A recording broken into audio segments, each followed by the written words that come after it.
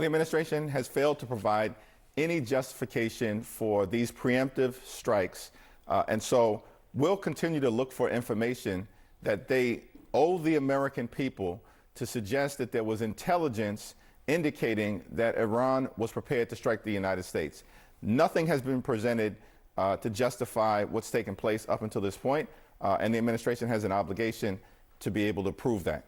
Officials on Saturday said that there was intelligence that Iran could be preparing for a possible preemptive strike.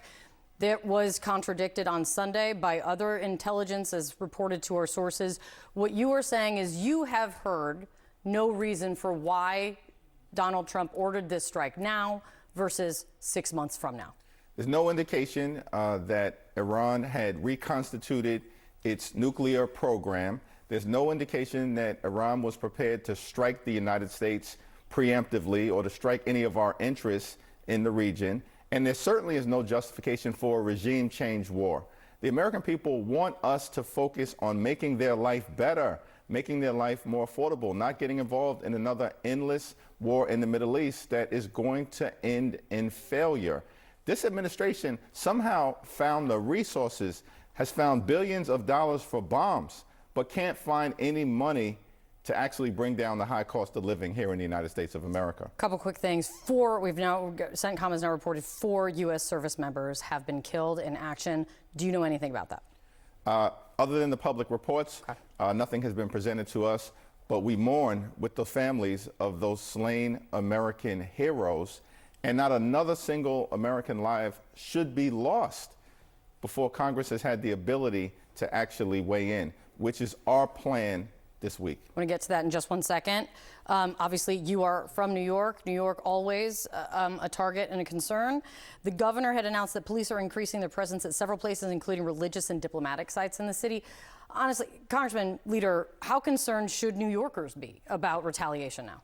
Well, we should all be concerned. That's part of the problem, that Donald Trump has launched this unauthorized war in the Middle East. You think it is more dangerous in New York today than it was 48 hours ago? I think it's fair to say. We'll see what is presented to us in the Gang of 8 briefing, but there's certainly going to be a point that we're going to continue to make. How does this make any of us safer here in the United States of America, launching this preemptive war against Iran that apparently is a regime change war that has no justification for it connected to the threats that were directed at American interests? Tom Cotton, Republican chairman of Senate Intelligence, he is obviously supporting this action, supporting the president's moves, and he told Dan Abash yesterday he expects the military operation to be limited to striking missiles, missile launchers, and ultimately its missile manufacturing capability. If it is limited to that, are you okay with it?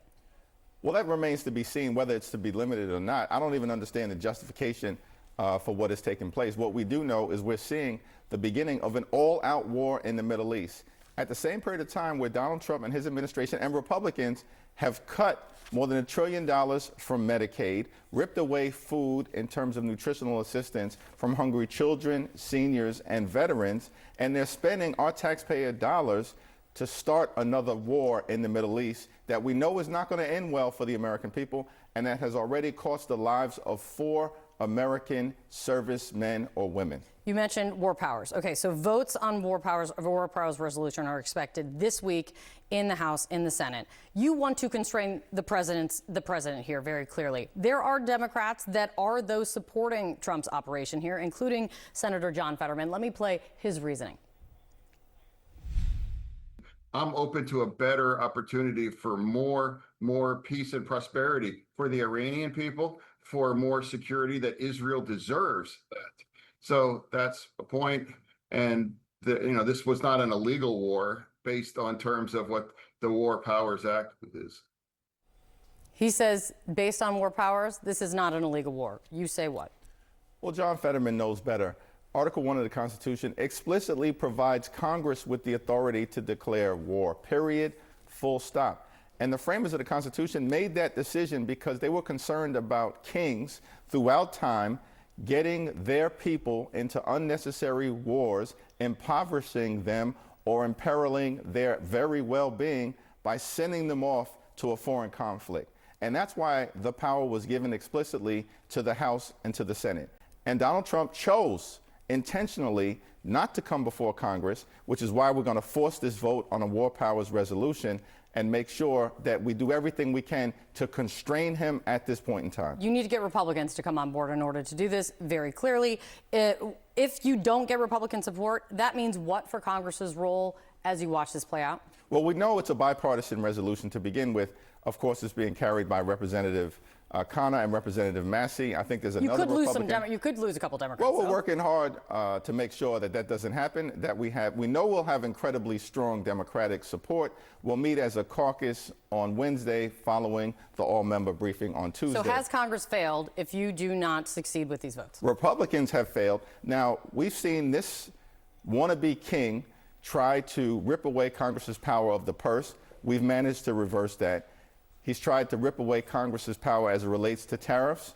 Working with our attorney generals and governors and others across the country, we've managed to reverse that through the most recent Supreme Court decision. And we're going to do the same thing as it relates to reclaiming Congress's power with respect to matters of war and peace. What do you think happens if the Iranian people don't, quote unquote, rise up after this? Well, it's extraordinary that Donald Trump is urging the Iranian people to rise up and acknowledging that this military action is connected to regime change. He did say this has been a winding road, but this did begin with Donald Trump seeing the protests, massive protests, and the bloody crackdown that killed thousands that occurred in Iran. And Donald Trump said very clearly, keep protesting, help is on the way. And this then led to concerns from him on the nuclear program. There's nowhere in the United States Constitution where it says that we are to be the policemen and women of the world. I mean, that's the reality. Yes, we are the leaders of the free world at this particular point in time, but there's a role for the United States to play in terms of diplomacy, building coalitions, and none of that was done in this particular instance. And the American people, again, are not interested in their taxpayer dollars being spent for another failed regime change war. But strong statements coming from the British Prime Minister and from France, a collective statement basically speaking out and saying that they don't support this unprovoked, the way they put it is kind of unprovoked war. What do you hope, though, if this continues, just given the reality that the UK, France, Germany, allies, they stand with the United States, no matter what President Trump decides to do here? Well, we'll cross that bridge when we get to it, but that's not clear that that's going to happen, because I think what we're seeing in many parts of the world is an understanding that this was not just an unauthorized military set of strikes. It was unjustified. We still haven't been provided any rationale that actually makes sense in terms of protecting the national security of the American people by Donald Trump and his administration. Do you think Trump can pull off a regime change without putting U.S. boots on the ground? No, that's impossible for him to do. Now, he's claiming that he's not going to put U.S. boots on the ground, but he's claimed a lot of things only to do the exact opposite. This is the same person who said he is coming back to the presidency to get America out of endless wars, and now he has just gotten us into a potential endless war in the Middle East, of all places, where we know, based on what happened in Afghanistan, based on what happened in Iraq, based on what happened in Libya, it's not going to end well for American interests.